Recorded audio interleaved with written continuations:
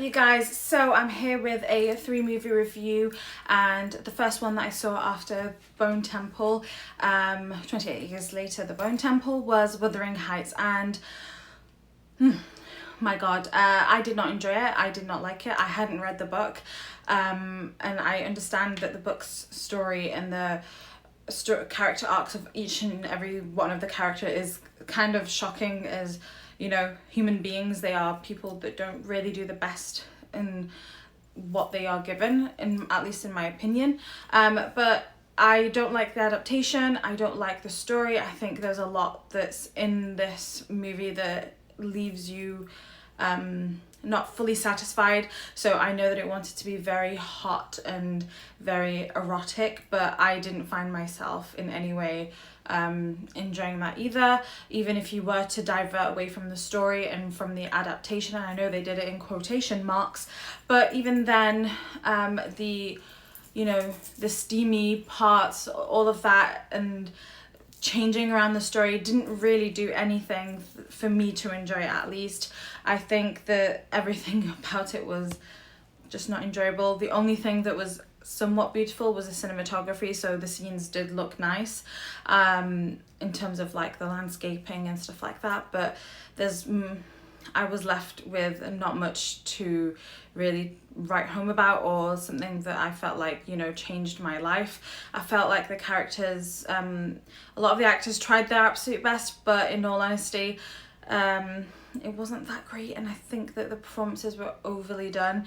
Margot Robbie's British accent was kind of bad, in my opinion, and I don't know if anyone else has picked that up, or it might just be me that has felt that, but I thought that wasn't the greatest. Jacob Elordi tries his best, but again, it just didn't capture me in any way, shape or form, which is why this movie is a 1.5, and the 1.5 is purely because it looks beautiful, but everything else about it just didn't leave anything for me to even write home about personally. If you enjoyed it and you had fun with it, then great, and I'm happy that you did, but it wasn't for me. I didn't enjoy it, and I'm usually quite positive, but this one really left a bad taste in my mouth. I didn't really like it. Next movie afterwards that I saw in the cinema was absolutely amazing. I went from really to something that was really great. I was not expecting it. I hadn't seen much promotional material from Project Hail Mary, which is the movie that I'm going to review next. I hadn't seen much about it. I hadn't seen anything or heard much in general. I just knew it was coming out, and Shiraz and I really wanted to check it out and see what it was about, and it was a very welcome, pleasant surprise. I absolutely loved my time with this film.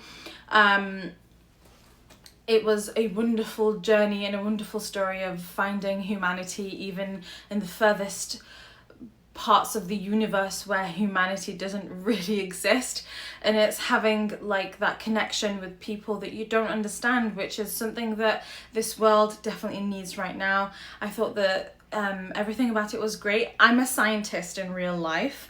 I don't really talk about my real profession or my job that I do outside of this hobby, but the only thing that I really didn't like about this was when he didn't put the tubes in the right area and he didn't balance them in the centrifuge. I know some people said it's a self-balancing centrifuge, but it's still, regardless of whether that is true or not, that really bothered me, and even Shiraz laughed because I was like, that's wrong, and I said it in the middle of the cinema, and he was like, just let it slide. But outside of that, it was a really beautiful movie. The cinematography was amazing. You can tell that this was really well made and really it went back to the basics of film and how to make movies and how to bring the magic and art of movie making without overly relying on CGI or VFX or whatever it's called now. It's it was really beautiful, and I really enjoyed my time. Ryan Gosling did a fantastic job, and I fell in love with a rock. Rocky has my heart. He is amazing. And so it does run a bit too long, but in all honesty, I don't think I could take anything out, and apparently there's a 3-hour runtime for this that we didn't even get, or an hour and a half extra. I can't remember the reports exactly, but I would absolutely love to see everything that I filmed on this, but it did feel long at the same time, which is a very weird place to be, where you wanted everything in the movie and you couldn't really take anything out, but at the same time it felt long. And I don't know how that could be changed. Maybe pacing, maybe the way that they edit it together could be improved a little bit. But in all honesty, this movie was amaze, and it was a 4.5 out of 5 for me. I thoroughly had a wonderful time with this. I'm hearing that they want to do a part 2, and if they put as much love, effort and care in the second part as they did with the first part, then I am very much excited for it, and I hope it doesn't get the usual case of sequelitis. Next movie that I will be talking to you about is You, Me and Tuscany, which I saw this week. It is a fun little movie about a girl who finds her way in Tuscany and falls in love and all of that.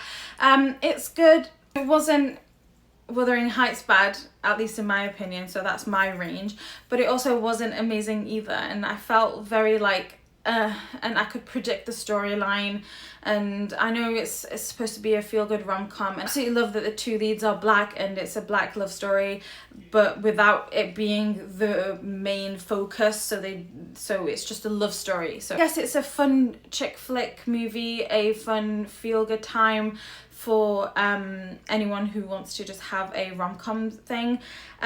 Unfortunately, I don't think in the last few years we've had anything that resembles the early 2000s magic of rom-coms and the love stories there. This one kind of feels very choppy, or very like, now this is gonna happen, now that is gonna happen, and it kind of feels a bit the flow isn't 100% there. The jokes, half the time they land and half the time they feel a little forced. But yeah, I mean, it's a good time if you just want to, you know, shut your brain and just have like a little fun movie, but it's nothing to write home about either.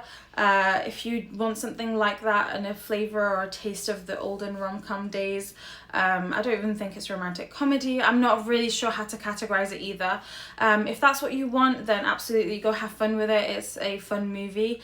The CGI use in this was very funny as well, because I mean, I don't know if they couldn't film in New York for whatever reason, but part of it did feel a bit like weird.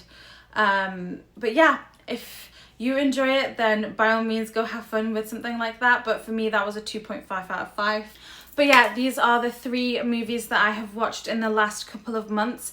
I am very, very excited for the rest of this year. This year is a behemoth in terms of movies in comparison to last year, and I'm very, very excited for the sheer amount of wonderful movies that we hopefully will be getting, or at least I hope that they are wonderful movies, but I am excited for a lot of movies this year, and hopefully I will be able to review them a bit more promptly than now.